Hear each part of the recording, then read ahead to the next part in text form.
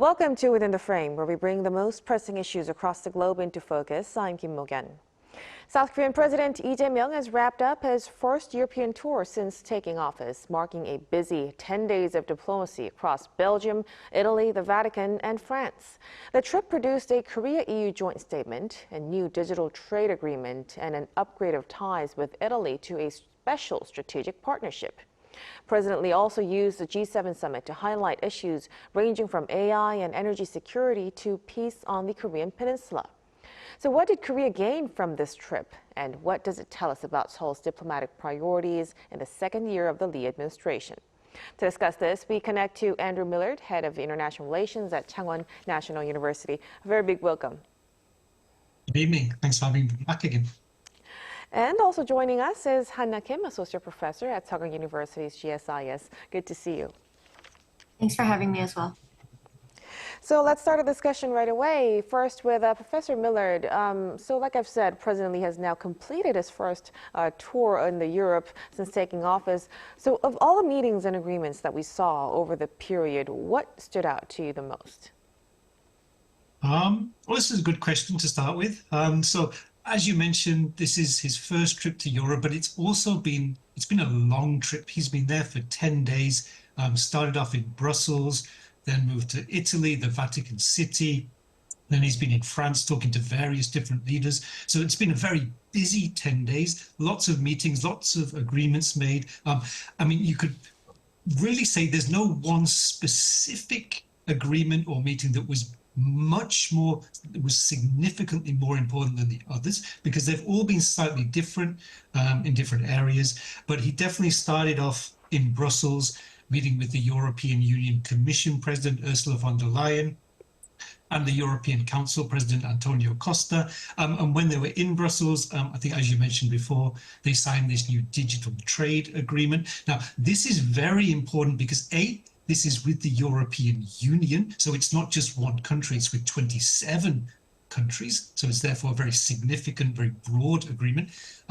But what this shows is that South Korea and the European Union, they have an ever closer relationship developing. They're really developing trust, because under this trade agreement, this digital agreement, it's really about the sharing of information, about data. So there has to be very strong trust between them. So I think that's very significant for that one. But they also talked about defense. There were some trade issues, talking about Korean steel and how the EU is going to implement increased tariffs against steel coming in. So they were discussing those. But then after that, as you said, he did go to Italy, and with Italy, they had this special strategic agreement. So this one also very significant. He also went to the Vatican, mentioned North Korea and how to promote peace on the Korean Peninsula. So again, very important issues there. But then again, in the G7, he was meeting with the US, Canada,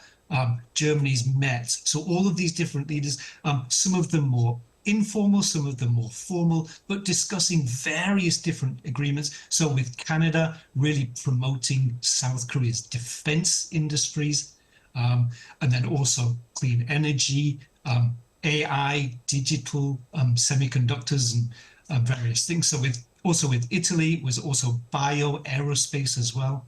So again, lots of meetings, lots of agreements.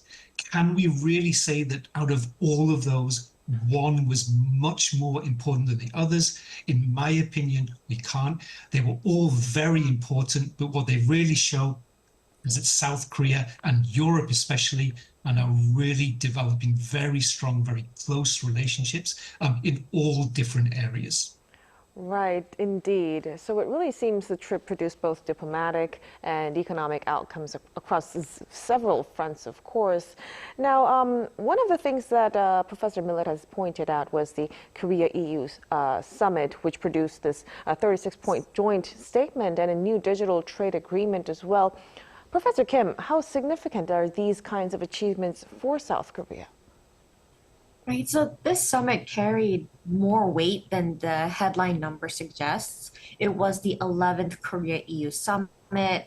It was held with Council President Antonio Costa and Commission President Ursula von der Leyen at the EU Council headquarters in Brussels.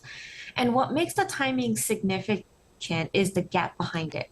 Right? This marked the first bilateral visit by a Korean president to the EU in 8 years. And 8 years is roughly the span in which US China tensions, the war in Ukraine, the global supply chain realignment reshaped the entire international landscape.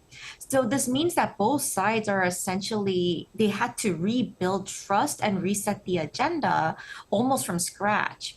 And so the result of this summit, as you mentioned, produced this 36 article joint statement covering trade and investment, economic security, security and defense, science and technology, climate and energy, and global affairs. And so the breadth of this statement suggests that this isn't a ceremonial document. It's something much closer to a working roadmap for the relationship between the two actors within the next several years. And so within this, the digital trade agreement stands out the most as the most concrete deliverable.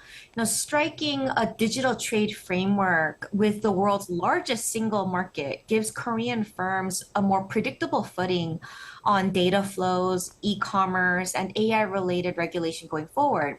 So this is through the granular provisions of the agreement weren't detailed, but I'd like to kind of see the practical scope as still emerging regarding this. And so on balance, this summit is a rare case where symbolism in the context of ending an 8-year gap in the relationship and substance, this 36 points plus signed agreement really landed in the same room at the same time.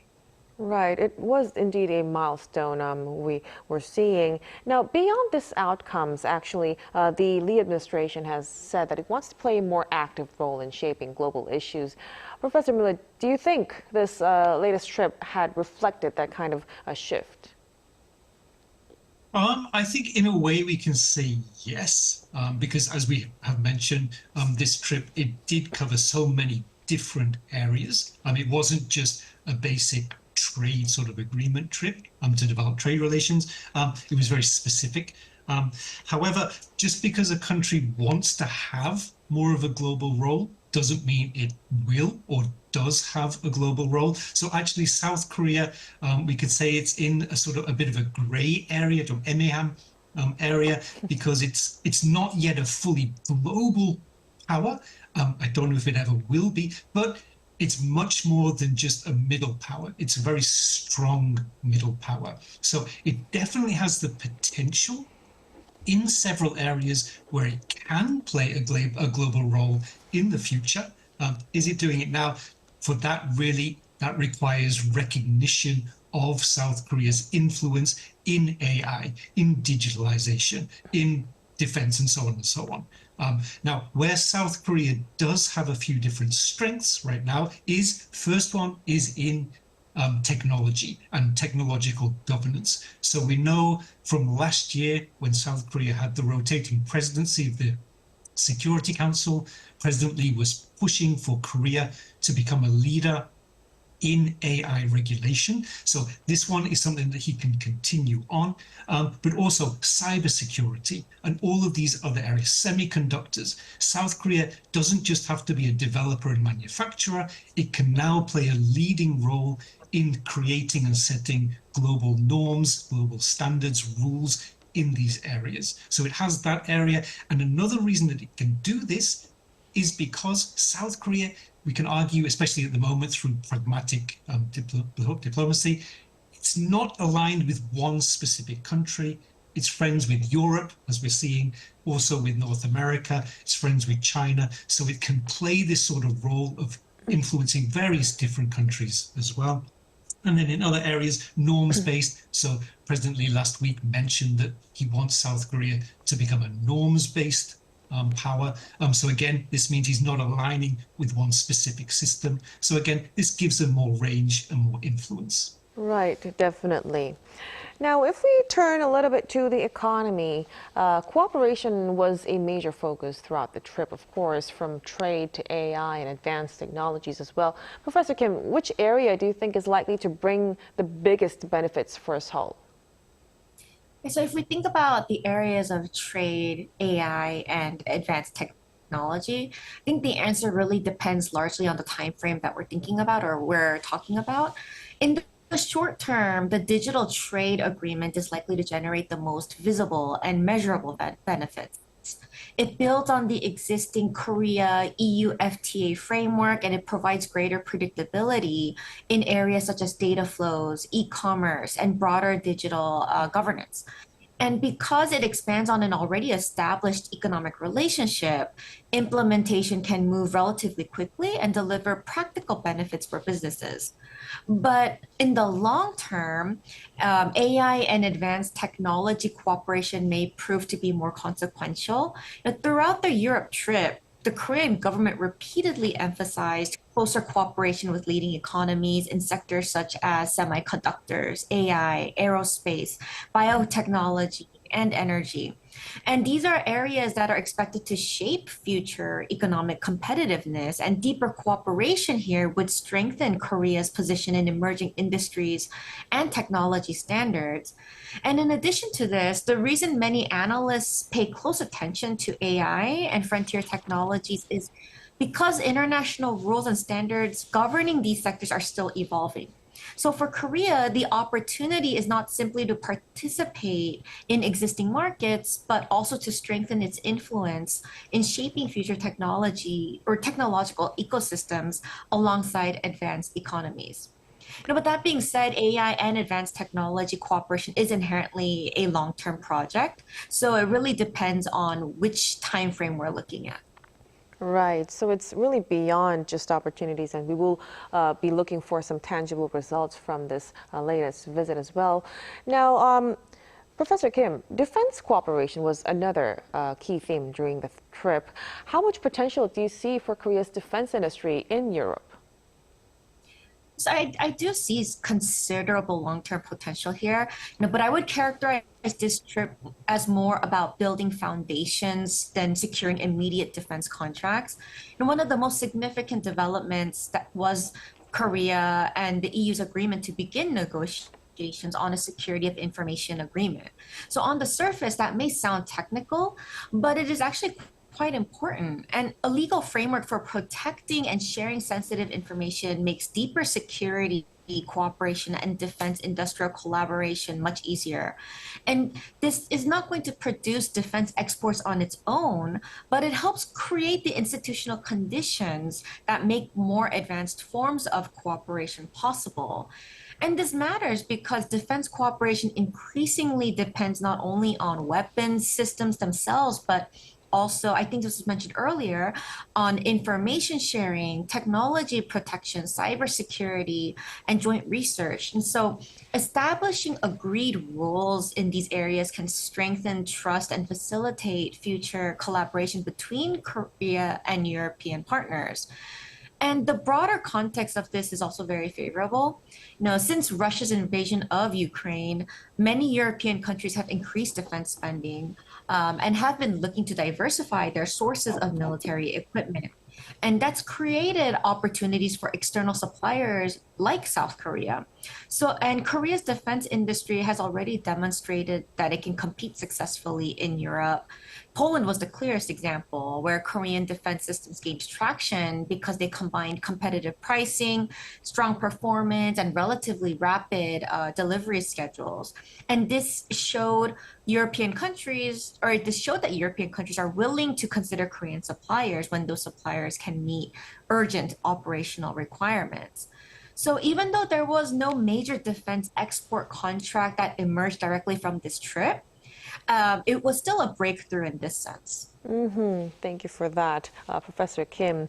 Now, when we turn to North Korean issues, President Lee used this trip to rally international support for his policy, but Pyongyang has shown quite a little interest in dialogue, apparently. Professor Millard, can international backing actually help bring North Korea back to the table? I think if we look at it realistically, right now, it's not really going to do too much to change. Because if we look at, in terms of the international backing, nothing has really changed. Most of the countries that were supporting it are still supporting it. The biggest change has really been North Korea's developing relation with Russia and arguably with China as well, and that sort of trilateral partnership developing, but especially North Korea and Russia. And so even though President Lee was over in Europe, will this really support or change anything in terms of North Korea? I don't think so, because right now, the Europeans are very much anti-Russian, and Russians very close to North Korea.